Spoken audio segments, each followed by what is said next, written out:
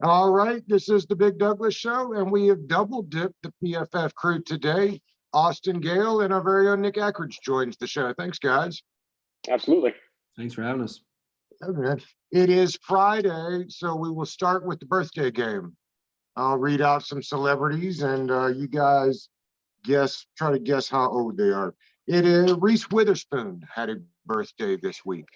How do you think Reese Witherspoon is? I'm going to say 48. I'll go 44. Reese is 45. 45 this week for Reese Witherspoon.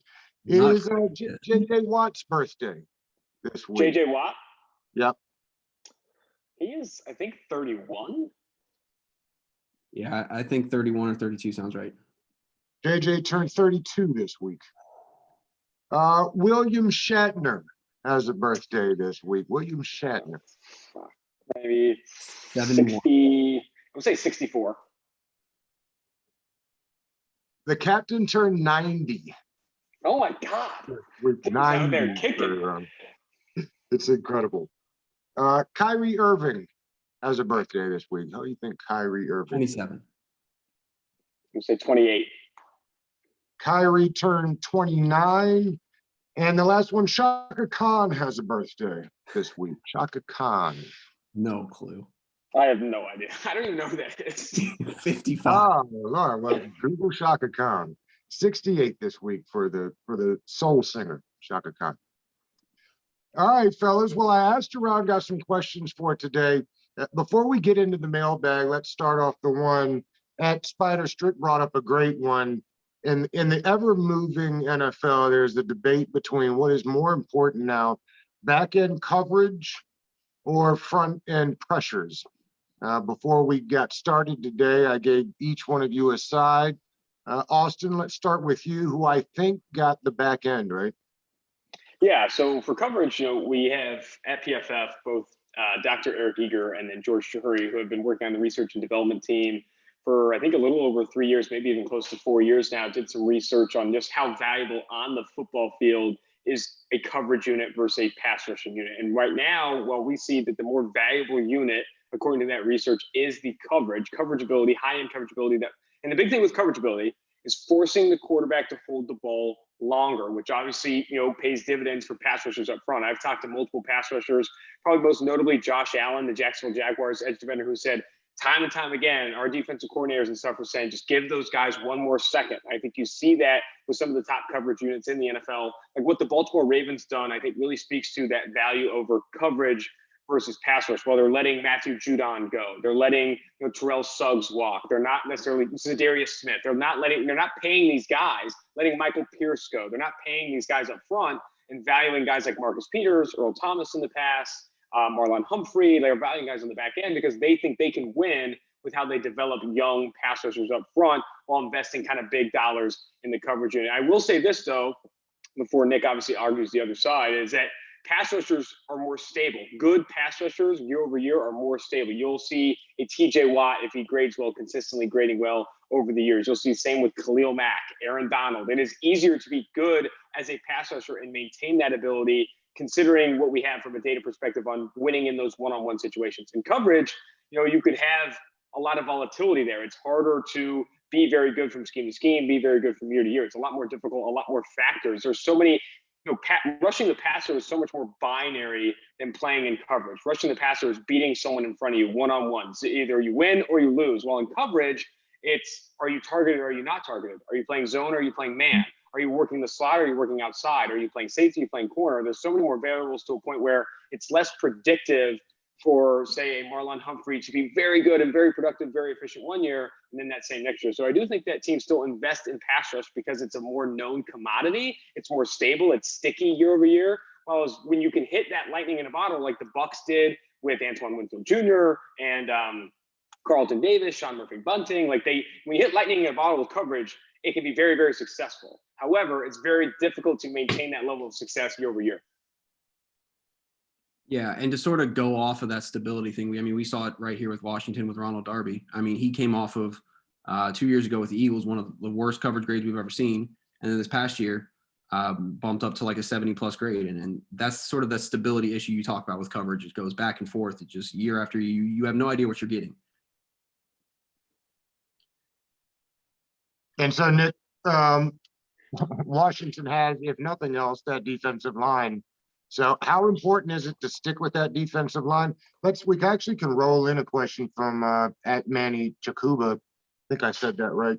Who has said, what is, how do we pay these guys, right? Because we're going to have a bunch of these guys coming up. They're going to need money. And how do we Jonathan Allen, Deron Payne, both edges, can you pay all four?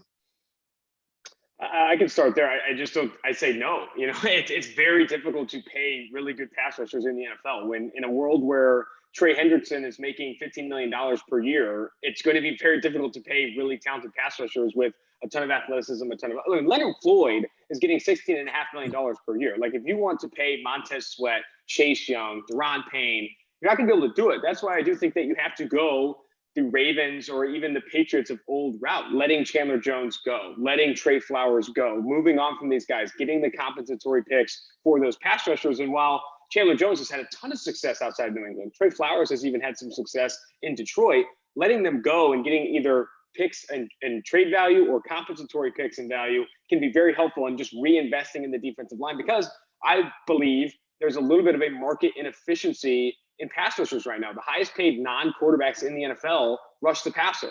12 of the 16 highest paid non-quarterbacks in the NFL rush the passer. It's too much money. When you can get John Johnson, arguably the best safety on the market this past offseason, for $11 million a year, but have to pay Trey Hendrickson or Carl Lawson $15 million per year to play for your football team, there's obvious market inefficiency in terms of how much pass rushers are dollar figure valued. So I do think that the Washington football team would be smart to either play the compensatory pick formula game a little bit or look for trade value for some of these guys and start to reinvest with high draft picks in the defensive line.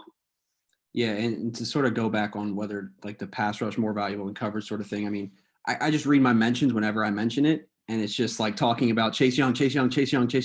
They're winning in under 2 seconds. It's just, that's not something that's really feasible. I mean, I guess to sort of play devil's advocate here, if you can get guys that are constantly winning in under 2 seconds and 1.5 seconds, then sure, coverage probably doesn't matter at that point. But it's just so rare to constantly win that quickly. And so that's sort of the only point I have, I guess, to saying pass rush is more valuable than coverage. Where do you start with those? Who do you think, Nick, that we look to pay there? Is that Jonathan Allen, who they've apparently already begun talks with? I mean, it guess it tells you where they go there. And the two edges, you can't keep both. Of course, the fan base assumes that Chase Young is more valuable than Deshaun Watson. So, I mean, it's hard to take what fans are very excited about the young guys, and I understand that. Yeah, it's tough. When you're a fan, you just fall in love with Chase Young just because of the way he plays football and all that sort of stuff. But I think when you're talking about those interior guys, I think it starts with Jonathan Allen. Deron Payne is more of a run-stuffing, one-tag, nose tackle sort of guy. I think Jonathan Allen is just more versatile. He's better at rushing the passer, all that sort of stuff. So if you're picking one guy that you want to pay, I think it's Jonathan Allen. I think he starts there. I do love Deron Payne. I think what he does is something it's hard to sort of measure what he does, but I think it starts and ends with Jonathan Allen, inside at least. Yeah, I think you have to get creative. You have to get creative with how you're going to pay these guys. I do think wanting to keep talent in-house, like what the Tampa Bay Buccaneers have done, the first team, I think, since 1979 to return all 22 starters after winning the Super Bowl. If you want to do that level of bringing guys back, I think you have to get creative with void years. You have to extend guys and set up interesting cap, tricks, bells and whistles to make sure you get your guys back. But I also don't think the last thing you want to do at pass rusher is overpay. You don't want to be in a situation where you're paying Frank Clark as the third highest paid player in the NFL next year. If you overpay the wrong guy along the defensive line, it's very easy to get into a situation where let me know if a team comes to mind here. You cut both your starting offensive tackles. You can't sign Trent Williams. You can't sign Juju Smith-Schuster. All these different things. You're the Kansas City Chiefs in a situation where you can't really bring in a ton of talent because you're cap strapped. I think it's a dangerous game to start paying your guys and to start bringing all these guys back on multi-year deals. You have to slow play it in some ways, offer the franchise tag, do those things. Look at what the New York Giants have done. Double franchise tagging Leonard Williams, and now Only Aaron Donald makes more money than Leonard Williams. You know, you don't want to be paying Deron Payne that money. You don't want to be paying Jonathan Allen that money. As good as they are, you have to avoid those contracts if you want to build a legitimate, Super Bowl caliber roster. Nick, you had mentioned Dunbar, or not Dunbar, and now his name is Darby. Yes. Both starts with I know it got me. I thought maybe that's who they would have tried to re-sign it, and apparently they did. It's amazing. William Jackson is a significant upgrade, though, correct? Yeah, no, I think it definitely is. Like I said with Darby, he's been so inconsistent with his career. I think for me to shell out that sort of money, I think it was what, 10 million per year over 3 years. I would need to see it at least more than just 1 year. He struggled with injury, struggled with consistency. So to me, I think it was smart of Washington to not pay him that money.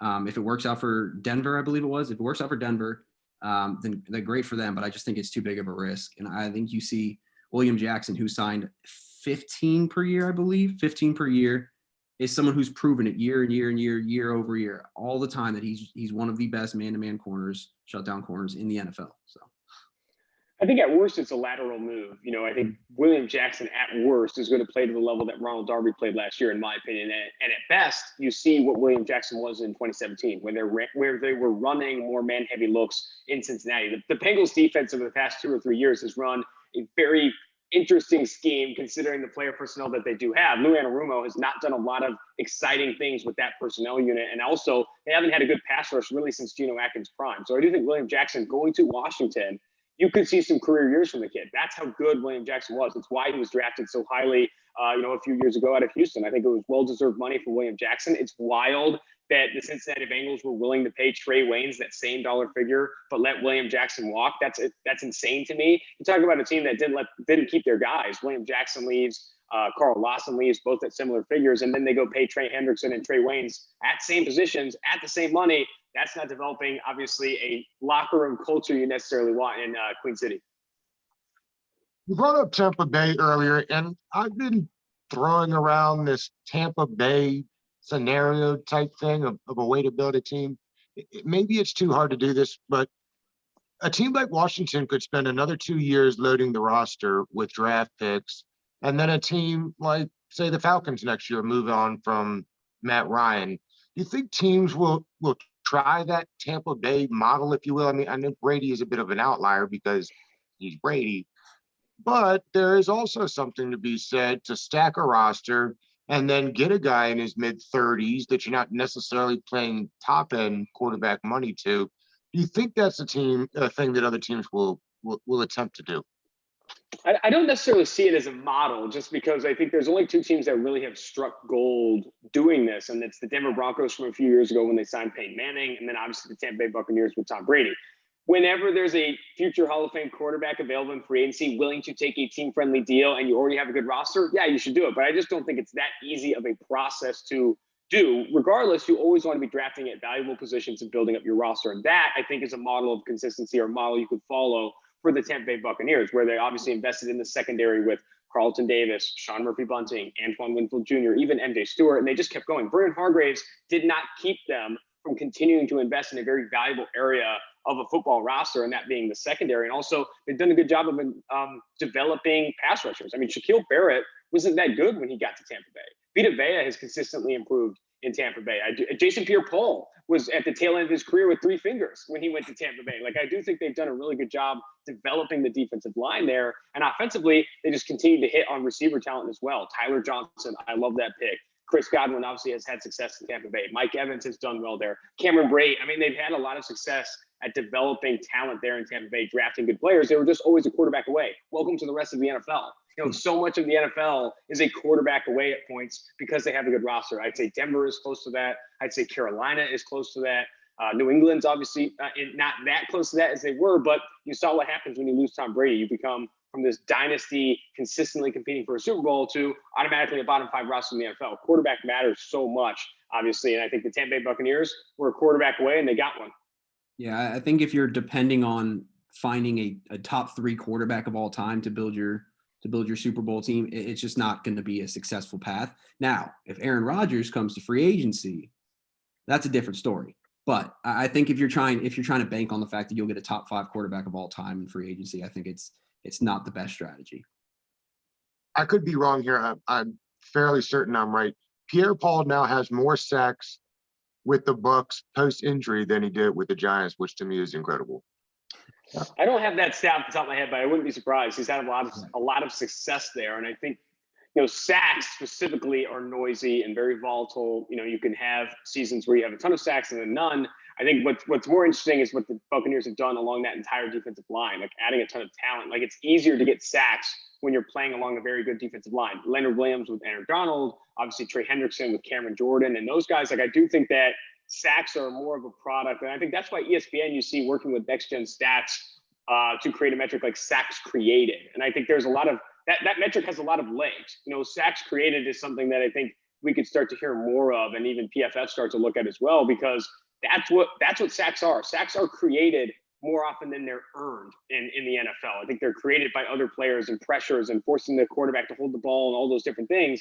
I think it's going to be interesting to see how the NFL views like things like sacks created, and obviously how players kind of move into those roles. Yeah, and to speak of that sacks created, Montez Sweat sort of thrived on that this year. I mean, you have all of that talent along the D-line. Chase Young getting triple team, double team. You got Jonathan Allen, Daron Payne, Tim Settle at times. And it just frees up other guys to get one-on-one matchups, and Montez Sweat's good enough to win those. And he just thrived with having all that talent around him. Is the Sam linebacker becoming extinct? Are we moving there? Are we on the precipice of that just not being a thing? We got to get Seth on here for that one. Yeah, Seth Galino wrote a really cool article for PFF.com. I don't think it's so much that the Sam linebacker is going extinct. If you dive into that article, it's more that it's no longer being called that. It's more often called it's more often a defensive back these days. You look at the top of that article, he talks about how base defense has just slowly died. Like, teams aren't putting 3 linebackers on the football field anymore. In 2006. The NFL average for base defense play, that's, either 4 defensive linemen, 3 linebackers, or 3 defensive linemen, 4 linebackers. The average was over 55%. Now, 24%. No one is putting 3 linebackers on the football field anymore, because you need athletes on the football field. You need guys that can cover on the football field, and you need more speed. So I don't think it's necessarily the position that's dying. It's just the body type that's dying. Linebackers are being asked to play closer and closer to 215, 220 pounds these days. And I was talking to, who was it? Drew Tranquill, who was getting drafted out of Notre Dame by the Los Angeles Chargers. And he said one of his concerns on his scouting profile was he didn't have good weight in around 215, 220. He talked to teams that said, could you get down to 210? That's what teams want. Teams don't want 240-pound linebackers anymore. And obviously you have freaks like Micah Parsons who are 240 plus and run a 4.3, but there's not a lot of guys like that. You need guys that can run very fast, be very good from a change of direction perspective, and almost don't really care if they're weighing closer to 210 than they are to 250. You mentioned Parsons, so let's get to the draft a little bit. Washington picks at 19. We have plenty of mailbag questions about what direction to go there. I would assume that linebacker is not it, but what do you think at 19 is most reasonable? I'll let Austin take most of the draft stuff because that's where he lives, but I'll throw my hat in for a couple of picks here. I love Rashad Bateman. If any of those top 3 corners, Farley, Surtain, J.C. Horn fall there, I love those picks. If Micah Parsons falls to 19, I'm sprinting to the podium. I love Micah Parsons.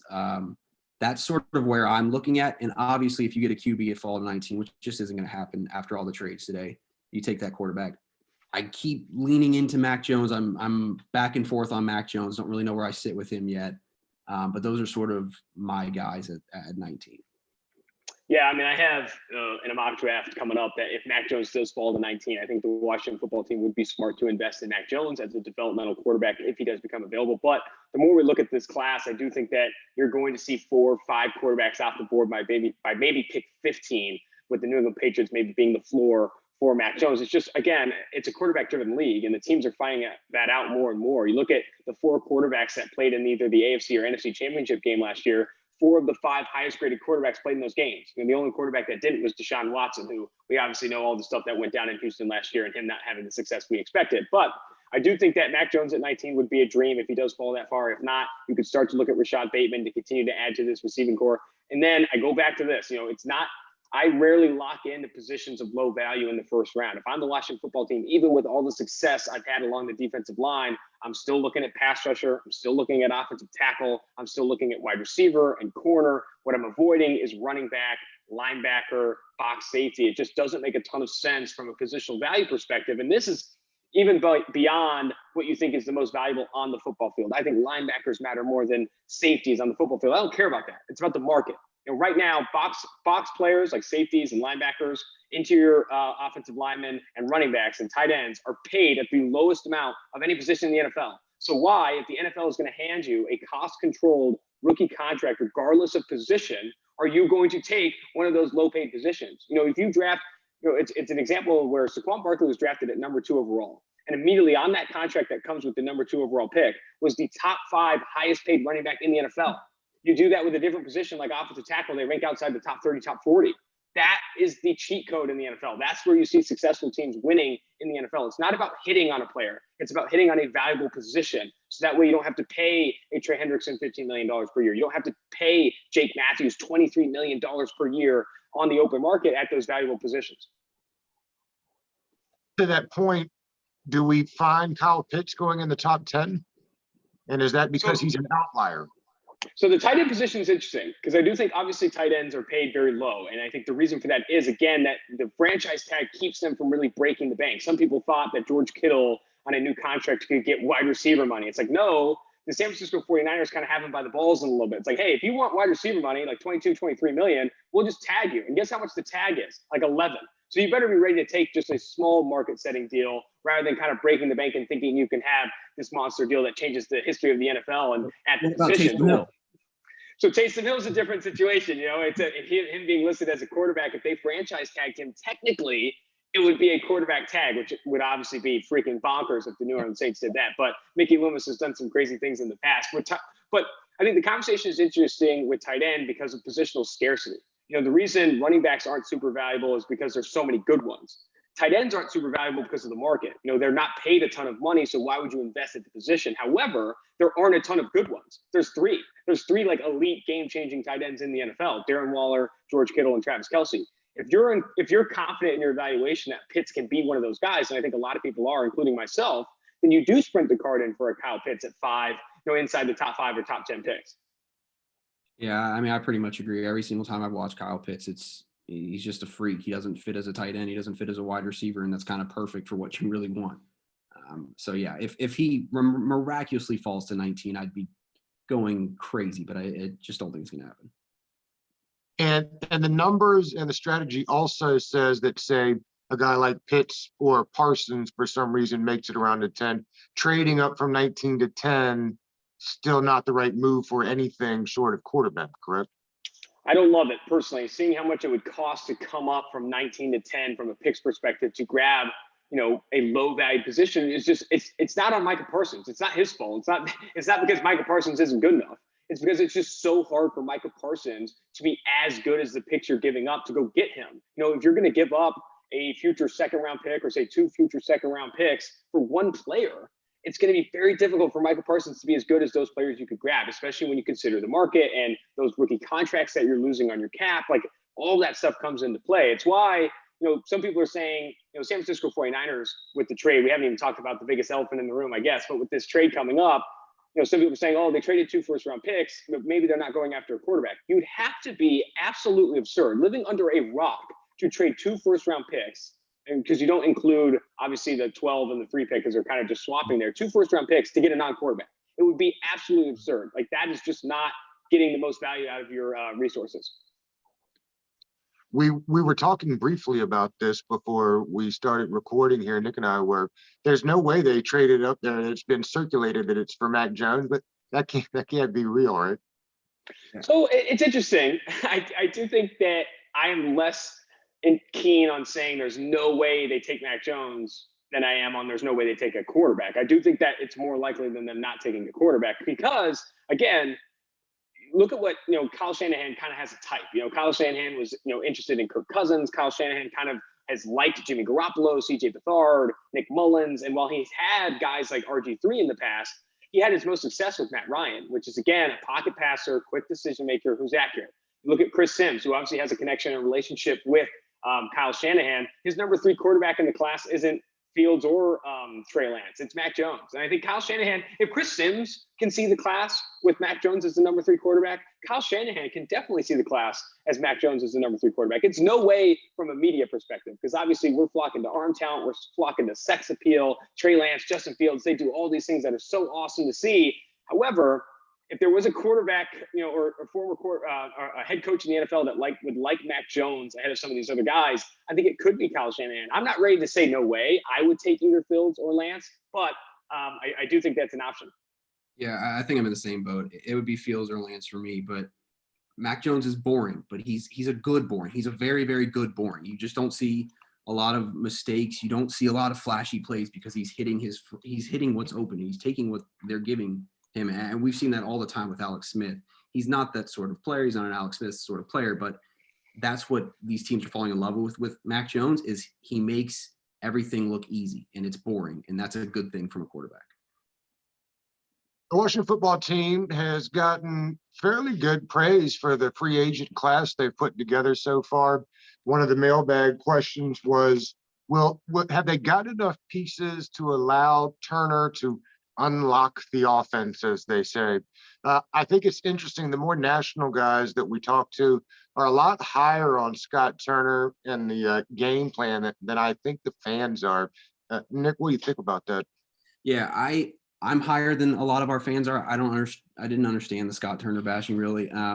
Just look at our quarterback play. We had the worst situation at quarterback there. It's hard to ask really anything from an offensive coordinator there. Fans love to point at, the sort of the mistakes that they make at offensive coordinator, like the weird trick plays that you see when Logan Thomas sort of lines up under center and then throws like a jet sweep behind it. It's those sort of weird plays that don't work out. People point to that and criticize him, but he's very clever in the way he matches guys up, if that makes sense. He loves to move people around. He loves to take advantage of smaller guys against bigger guys and bigger guys against smaller guys, if that makes sense. And I like Scott Turner. I like the offense. I like what we're seeing. And I think we'll see the full potential of it with people like McLaurin, Curtis Samuel, even Adam Humphries now, Antonio Gibson out of the backfield. There's so many more weapons that you can play with now. And with someone like Ryan Fitzpatrick, who is going to be willing to throw the ball farther than 2 yards down the field, you'll finally be able to see what this offense can actually do. I've been a big fan of what the Washington football team has done. According to PFF's Free Agency Improvement Index, which is written by Kevin Cole, an analyst here at PFF, they're the second most improved team behind the New England Patriots. Did they pay a lot of money to do so? Adding William Jackson, adding Curtis Samuel, Adam Humphries, all these different guys? Absolutely. But you have to pay to improve. Ryan Fitzpatrick, probably the biggest reason of that improvement as well. Obviously, he's a huge improvement over what they had between a combination of Dwayne Haskins and Alex Smith. And I think Mike Renner, who's my podcast co-host, and you can follow him on Twitter at PFF_Mike, said this the best. He said, this is a lightning in a bottle, Super Bowl team. It's very similar to, not super similar to, but like what the Philadelphia Eagles had with a combination of Nick Foles and Carson Wentz that season, where they had a really good football team, really good offensive line, good defensive line. And if all things hit, they can stay healthy, and Ryan Fitzpatrick hits that high side of variance, they can make a deep postseason run. Are they set up for long-term success? Not with Ryan Fitzpatrick, that's for sure. Do they have a lot of good players? Absolutely. Do they have a lot of good pieces? Sure. But this is a team that won't be consistently competing for Super Bowls until they get that quarterback of the future. I think it's up to Ryan Fitzpatrick to either shoot the moon with this football team, make a deep postseason run in 2021, or you see that low side of variance, the low side of the roller coaster that is Ryan Fitzpatrick, and they end up drafting inside the top 10 and obviously make a push maybe for Sam Howell, Spencer Rattler, Keaton Slovis, Carson Strong of Nevada, Malik Willis of Liberty. It's an interesting quarterback class in 2022. Yeah, that's sort of what I said when the Fitzpatrick signing happened. They're basically banking on striking that lightning in a bottle, finding that Fitz magic that everyone loves, and hoping that works throughout the season, and you just don't get Fitz tragic. Because if you get that side, then like Austin said, you're looking at this next group of quarterbacks. But if you get the Fitz, I would also say that, like, this doesn't. Some people, I saw some Washington fans say that this kind of rules them out of going and trading up for a quarterback in this class. It doesn't. Like, if they want to go up and trade the farm to go get a Lance or Fields or Jones, whoever, they can still do that. Like, Ryan Fitzpatrick contract is not limiting them in that regard. I would not argue that they can't do that. It's just up to them if they want to make that decision, because trading up from 19 to get inside the top 6 or top 5 picks is going to cost a lot. And while this roster is good, when you start to make moves like that, they're high risk moves. And if you're not even getting the 4th or the 3rd or 4th best quarterback in this class with a trade up, it starts to get a little scary. And I think that's why maybe the Washington football team sits out of this quarterback class and sees where they can get with Ryan Fitzpatrick, and then gets more aggressive in 2022.